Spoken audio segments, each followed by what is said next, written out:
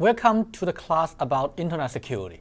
So I'm going to give an overview about this class and also give a brief introduction of myself. My name is Kevin Du, and I'm professor at Syracuse University. And I graduated from Purdue in 2001. And since I graduated, I joined SU. So I've been teaching at SU for 15 years. Okay, so this is 2016. Okay, I've been teaching actually two classes, and Internet security and computer security, and for many years. And so my research background and my education background also in the field of security, and I work on these cybersecurity and smartphone security, web security. So I've been doing that and since '96.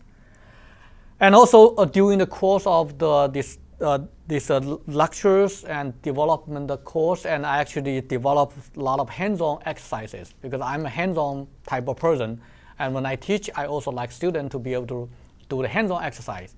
So I developed about 30 labs, and initially that was for my own course, and it turns out they are very popular. Right now, about 600 universities are using that.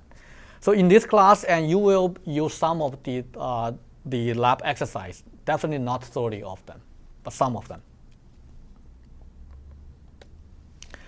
So what we're going to learn from this class, okay? This class is going to be focused on the internet security, focused on the network security. So we're going to first talk about how the internet works. Okay? In particular, we're going to talk about the protocol, the TCP/IP protocol, TCP, UDP, IP, and all of this protocol, and also we're going to talk about the routings. Okay, so I would like you to be able to understand exactly how things works on the internet, and also, that also including the DNS, domain name service, and the BGP. And in this class, the student will not just only understand the concept and understand some vague ideas how those things work, and you need to have very low-level details, and you need to be able to understand how every single bit of packet and flow from one place to the other, and what they go through, and what are the issues they're going to face. And so you need to be very, very detailed knowledge, okay? Because without that knowledge, you won't be able to understand the risk, the attack, okay?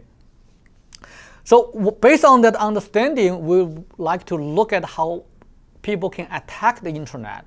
We're going to look at it from different angles, and how people can attack the IP and TCP, attack the DNS, attack the BGP, okay? So from the lower layers and to the upper layer and to the application, and also to the actually essential element of the internet infrastructure. So we're going to look at a wide spectrum of the attacks on the internet.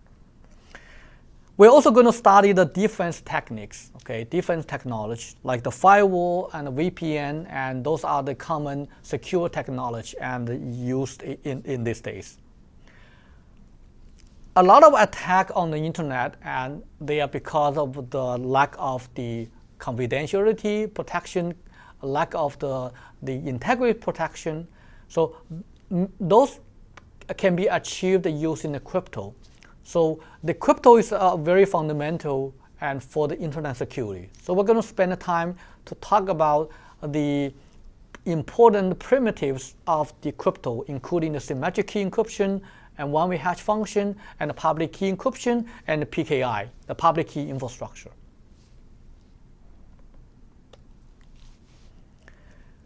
So I like the student in my class not only just to learn the concept, the principle. I like them to be able to doing things. Okay, so because I strongly believe that people learn more, and they learn things deeply if they can put their hands on. They learn from doing things. So that's something that I really want to emphasize.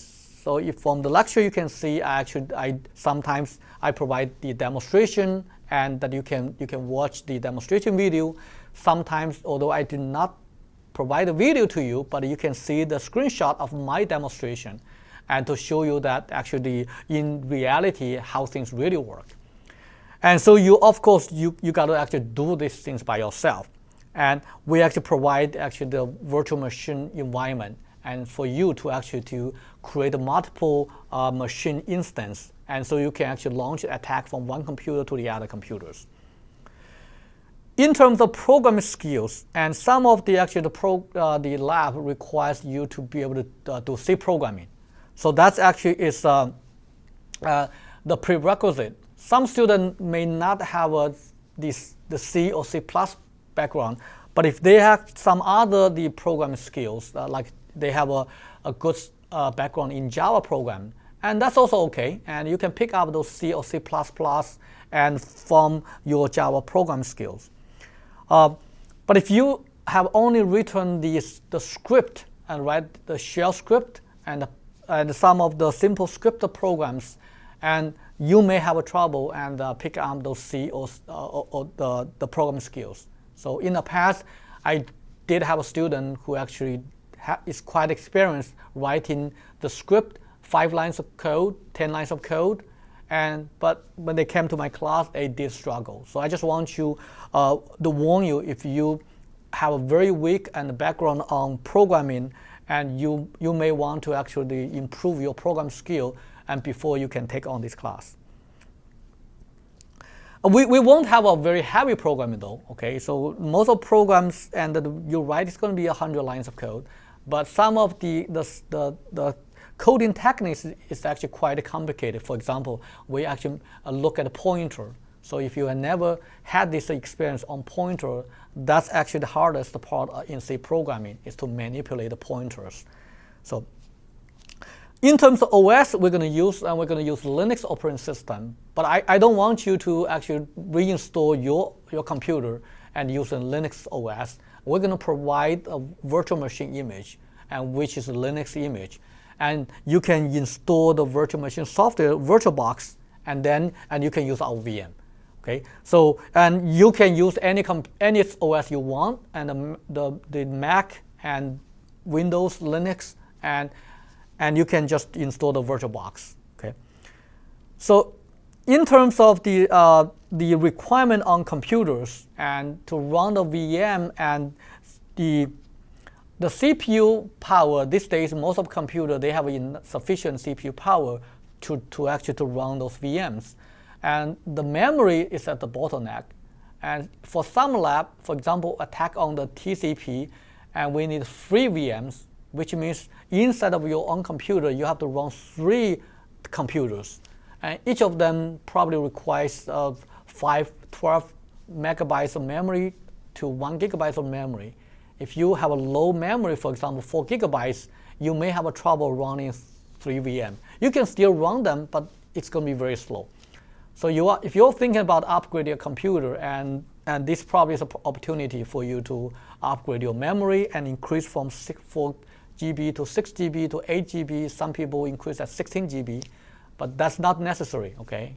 6 to 8 should be more than enough.